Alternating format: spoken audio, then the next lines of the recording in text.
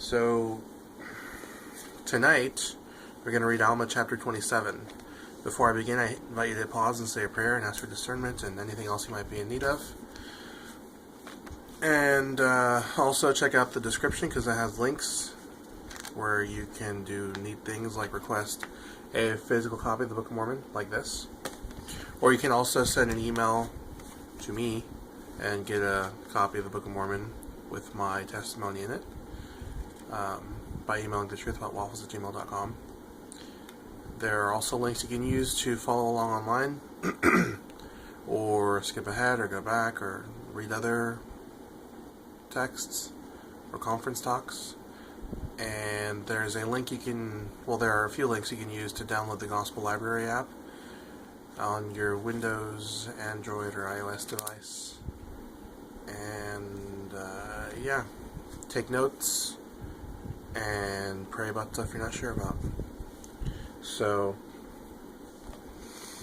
chapter 27. Now it came to pass that when those Lamanites who had gone to war against the Nephites had found after their many struggles to destroy them, that it was in vain to seek their destruction, they returned again to the land of Nephi.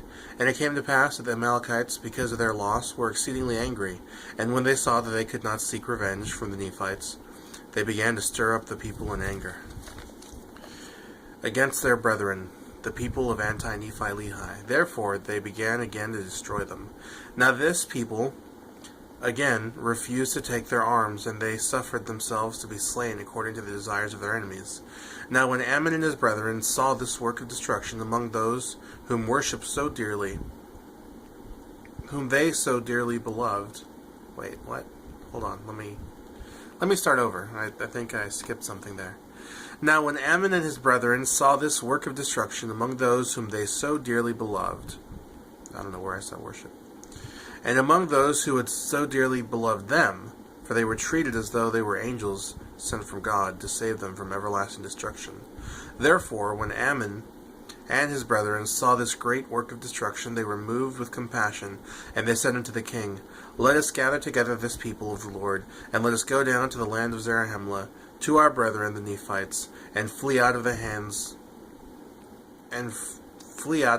of our enemies. Oh, okay. That we may not be destroyed.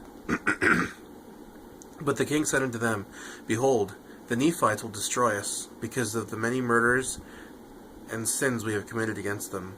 And Ammon said, I will go and inquire of the Lord, and if he say unto us, Go down unto our brethren, will ye go? And the king said unto him, Yea, if the Lord saith unto us, Go, we will go down unto our brethren, and we will be their slaves until we repair unto them the many murders and sins which we have committed against them.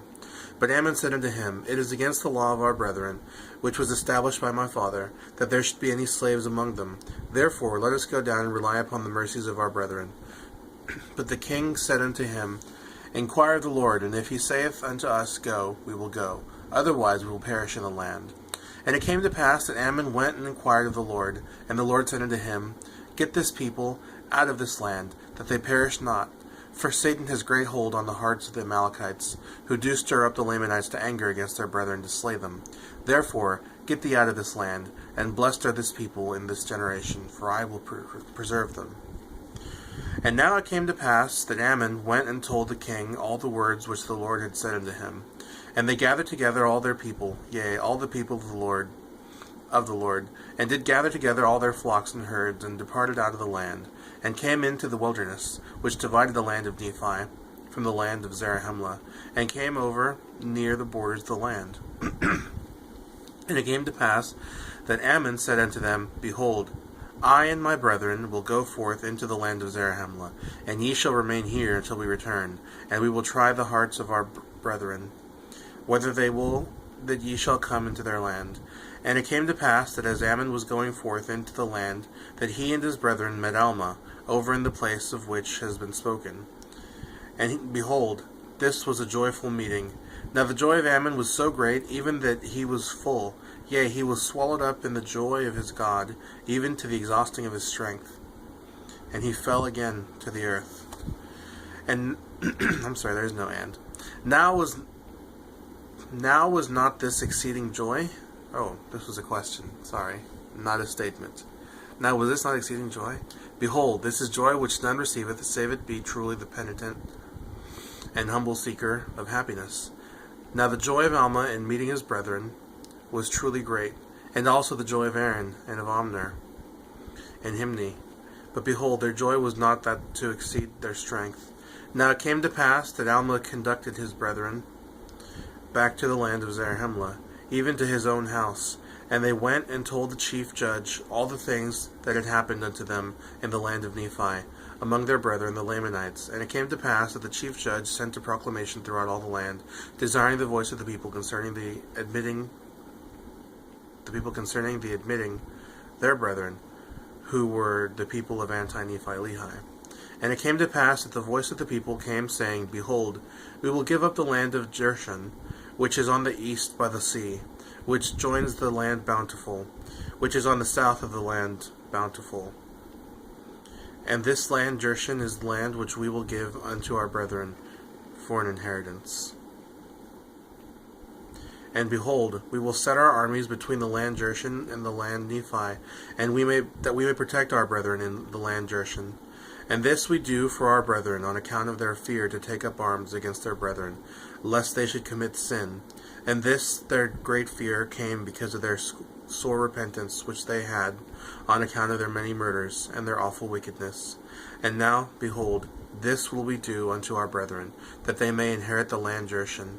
And we will guard them from their enemies with our armies, on condition that they will give us a portion of their substance to assist us, that we may maintain our armies.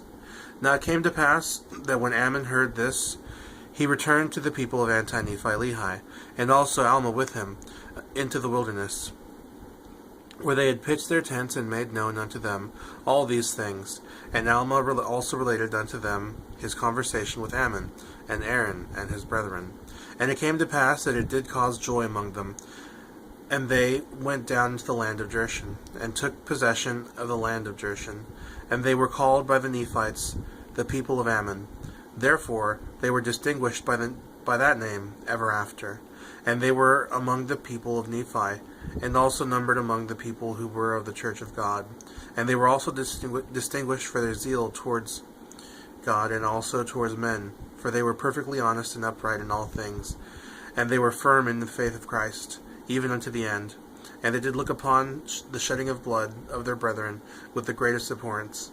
And they never could be prevailed upon to take up arms against their brethren. And they never did look upon death with any degree of terror, for their hope and views of Christ and the resurrection. Therefore death was swallowed up to them by the victory of Christ over it. Therefore they would suffer death in the most aggravating and distressing manner which could be inflicted by their brethren, before they would take the sword or scimitar to smite them. And thus they were a zealous and beloved people, a highly favored people of the Lord. Alright, so thanks for watching, and come back next week.